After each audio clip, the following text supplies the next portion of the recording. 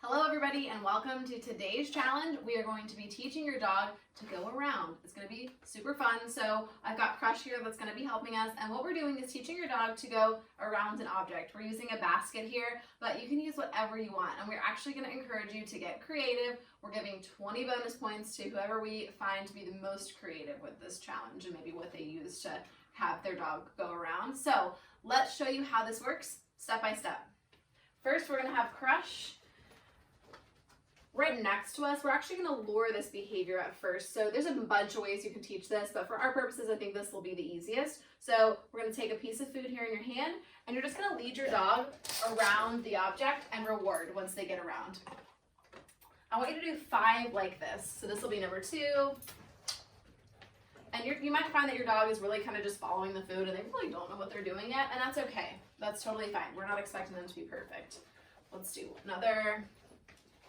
Good. And we're going to do one more. Good. You see that he's already starting to get a little faster with this. So we're going to do now, sit, stay, the exact same thing but with no food in your hand. So you're just going to point your dog around. Oh my gosh. So Crush is a working dog. He picks things up really quickly. So your dog may not be quite this fast, and that's okay. So again, we're pointing. He's like, oh, I've got this. Let me show you again. So for your dog that may not be getting this quite as quickly, it's okay to go really slowly around like this. So you're just pointing your dog around and rewarding with your other hand once they get around. So let me show you that one more time. So there's no food here.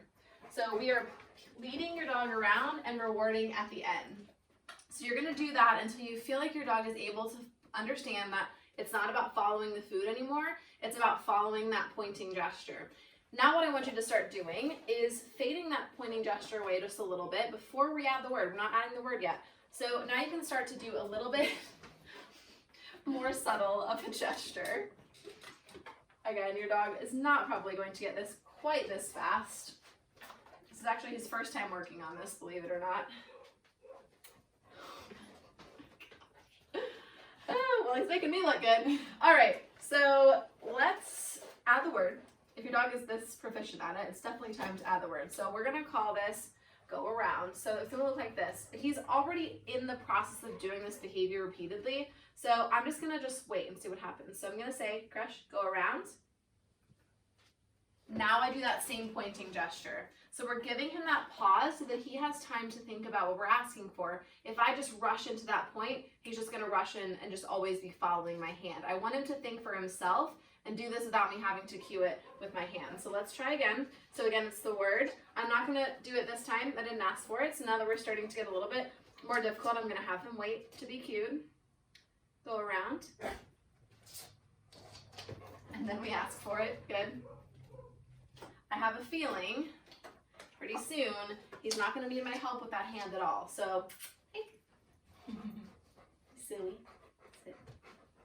Go around. Yes, that's what we want to see. So I didn't have to help him at all. So when you're doing this with your dog, really wait and let your dog think about this. And if they even kind of inch towards the basket and they start to think about it and maybe they need a little bit of guidance, you can still help them with that point. But give them a few seconds to do this without you jumping in. Go around. Yeah, so see how I just waited there a second and then he did it without my help. So what you can start doing once your dog is getting proficient at this is start sending them from a bigger distance. And this is where this starts to get kind of fun. You can start doing this out in the yard. You're sending your dog away to a set point and then they're going to be going around. So let's do this one more time here. Go around. Yes, good boy. Very good. So you're going to just start sending your dog from a greater and greater distance. So we're excited to see how your dogs are doing with this. You can stop here if you want to. There is a level up that is going to be an option for you. So if you stay tuned, you're going to see that. But we're so excited to see you and your dogs working on this. All right, it's time for your level up. For those of you that want to do this, this is a great exercise just to get your dog not always expecting a reward after every single time they perform a behavior. So this is only to be done once your dog is very proficient at this. So when your dog is really easily going around, we're going to ask them to go around again. So we're going to ask them to do a second and even a third. I mean, you guys can get as crazy at this as you want to, and you can start asking them for multiple rotations around the item. So what we're teaching your dog is to be sort of a gambler. So if you imagine people that are sitting in a casino playing the slots, they win just enough to make it worth it to do it again. So we want your dog to start to realize that they might not get rewarded that first time, but it's worth it to do it again. So when you're doing this, sometimes you're just gonna ask your dog to go around one time. And then the next time we might ask them, we're gonna call it again. And it just means I want you to repeat that again. So I'm gonna show you what this looks like with Crush so that he can start to figure out the difference between just your regular go around. And then when I say again, it means I want you to do that one more time and you might get the reward this time. So we're gonna start to make your dogs a little bit gamblers. So we'll see how this goes. Okay, so we're gonna get in position here. And I'm just gonna wait for him to come back to me. Crush, sit. Good. Go around.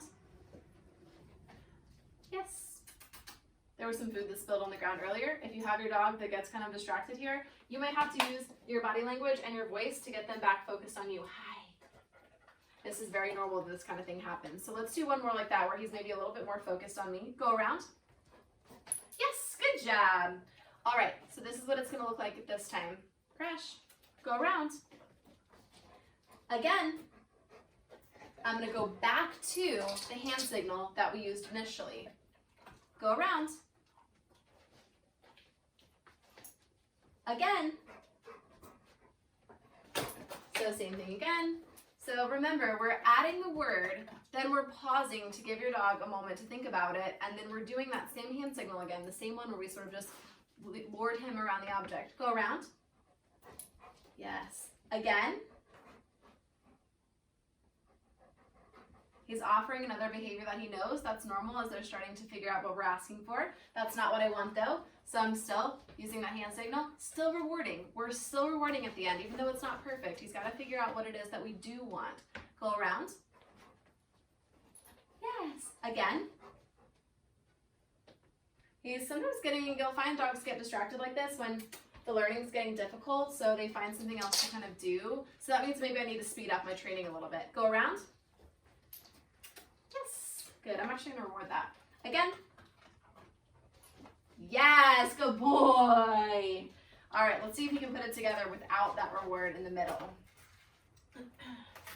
All right, buddy. Go around. Again.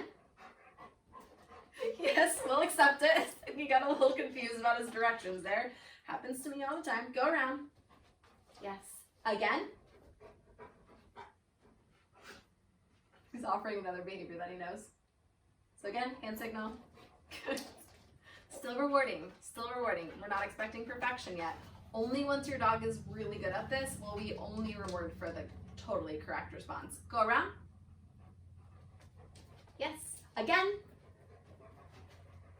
Yeah! Good job! Really good. So that's the first time we really got it exactly how we want it. So let me show you it one more time so you have a visual for your own dog. Go around. Yes. Again. Yes. I don't really care that it's not perfect. If you want your dog to do a perfect counterclockwise or clockwise, you can do it however you want to, but I'm very proud of Crush here for figuring this out. So you kind of see what the problem-solving process looks like. Again, we as trainers, it is not perfect, and we don't expect it to be perfect for you, but a good boy. And I will say, I'm gonna reward, he's sort of just offering this behavior. Once your dog is really learning what this means, you don't really have to reward every time that they do it, because we want them to have a little bit of what we call stimulus control, where they do it when we ask them to do it. Otherwise, they're just sort of willy-nilly, like what he was doing. He's offering it down, he's pushing on me, he's doing a bunch of things. We only want him to do behaviors when we ask for them. So when we're getting a little bit technical here on our side, that's just why you might notice that I'm doing that. So we want to see how you guys can get through this with your dogs. Have fun with it. It will not be perfect. You saw ours wasn't perfect, and we don't expect yours to be either. But have fun with this and show us what you've got in the comments below, and we're excited to see you do this.